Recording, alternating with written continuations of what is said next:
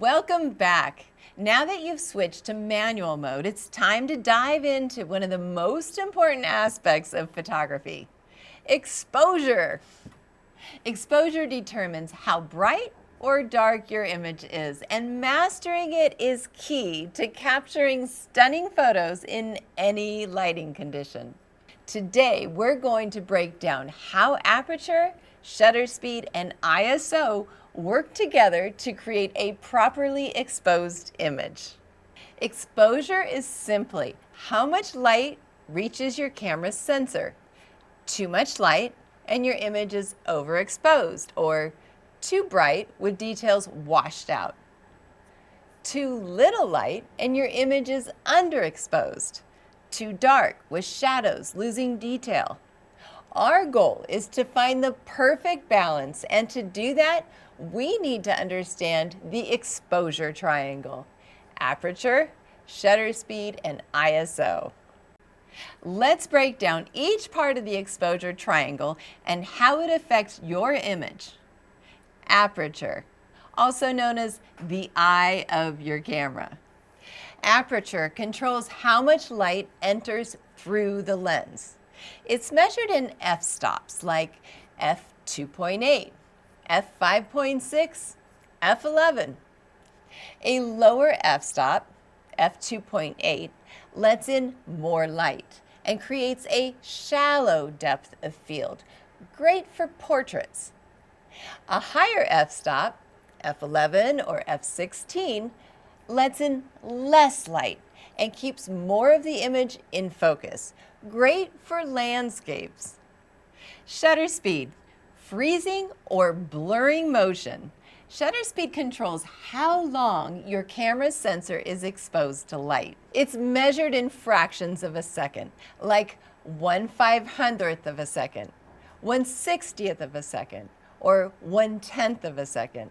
A fast shutter speed, 1/1000th of a second, freezes motion. It's perfect for action shots. A slower shutter speed, 1/10th of a second or slower, allows motion blur. Great for creative effects like light trails or waterfalls. ISO, your camera's sensitivity to light. ISO determines how sensitive your camera is to the light. Low ISO, 100, 200, they keep images clean and sharp. High ISOs, 1600 to 6400 or even faster, helps in low light but can introduce grain and noise. The key is to find the right balance between these three settings based on the lighting situation and your creative intent. Now let's put this into practice. Grab your camera, switch to manual mode, and try this simple exercise. We are going to put our cameras in a sort of middle range. Set your aperture to f5.6. This gives you a balanced depth of field. Set your shutter speed to 1/250th of a second, a good default for handheld shots. Set your ISO to 400. This works well for moderate lighting. Before we move on to the next lesson, I want you to complete a simple assignment. Take 3 photos of the same subject, one underexposed, one overexposed, and one correctly exposed. Experiment with adjusting aperture, shutter speed, and ISO to see how they affect exposure. Upload your best correctly exposed image and share what settings you used in the course community.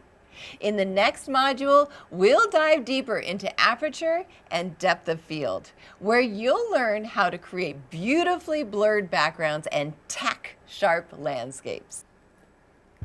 See you there.